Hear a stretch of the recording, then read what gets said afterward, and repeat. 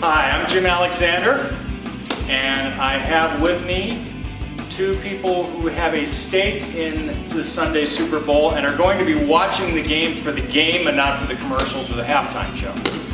To my left, Vanessa Franko, who describes herself as the preeminent Baltimore Ravens fan in Southern California. Oh, I am.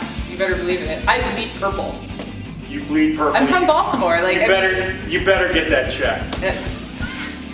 And in this corner on my right, Chris Ercoli, who was insufferable enough when the Giants won the World Series. Time for another.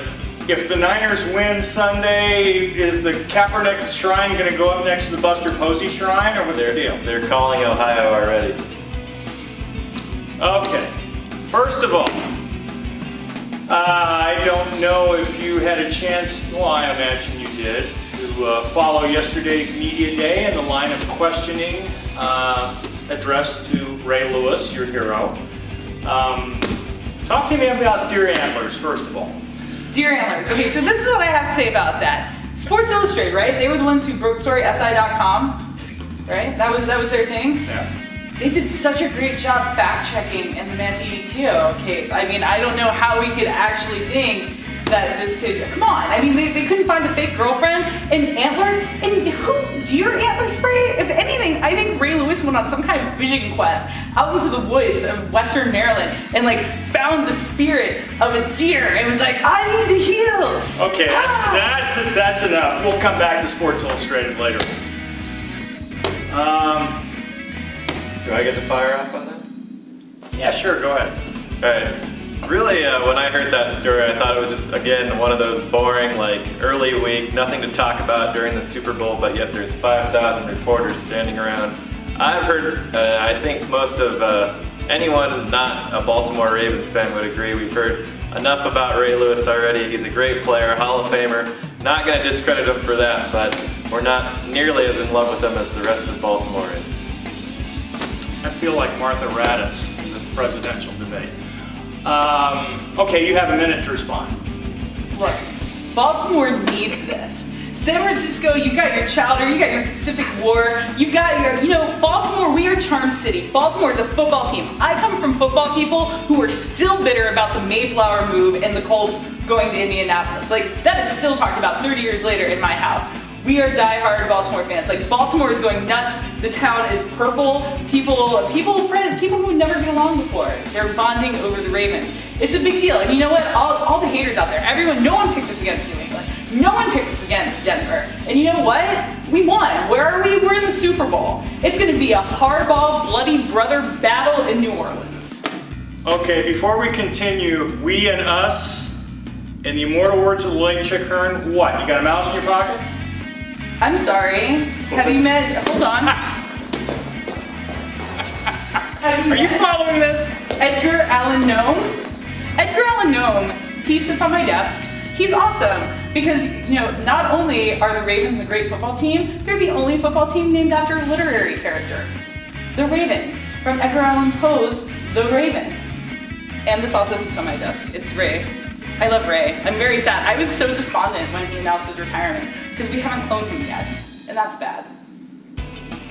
Better than that Kaepernick guy.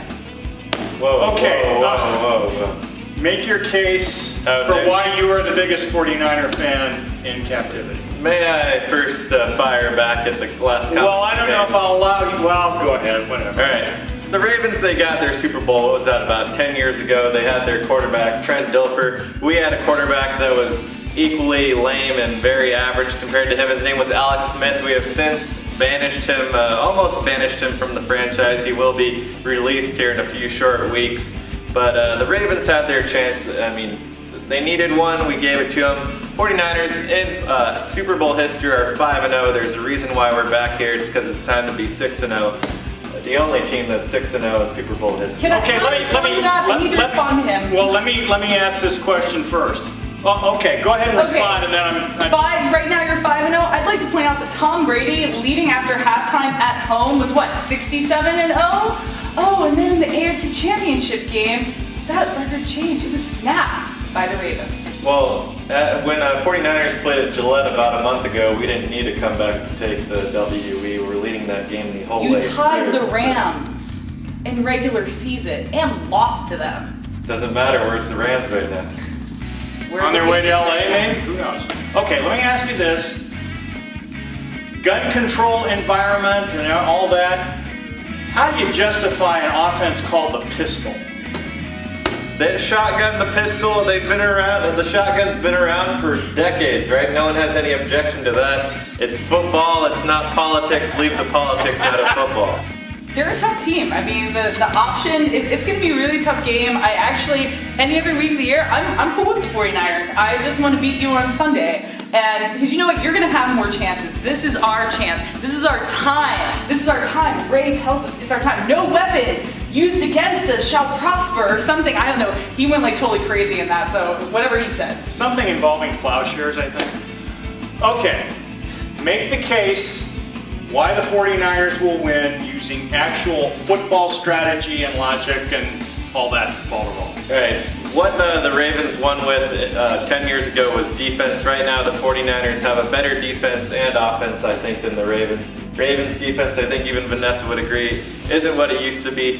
Flacco and Kaepernick, I mean, both guys are unproven, but I think we could probably pull about every GM in the NFL right now, and Kaepernick would probably come up on the draft card for at least 2/3 of those GMs.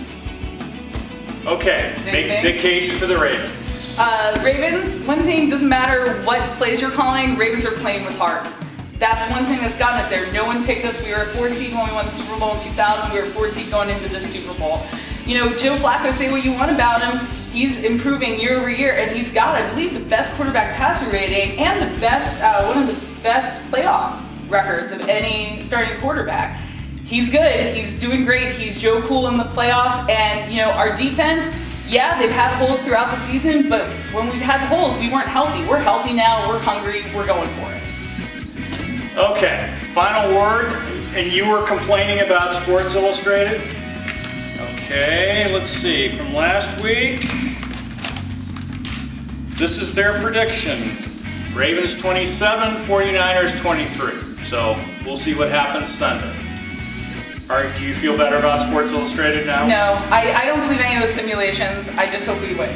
They needed a miracle, pretty much a defensive mishap to beat the Broncos a couple weeks ago. Lightning does not strike twice. Enjoy the game.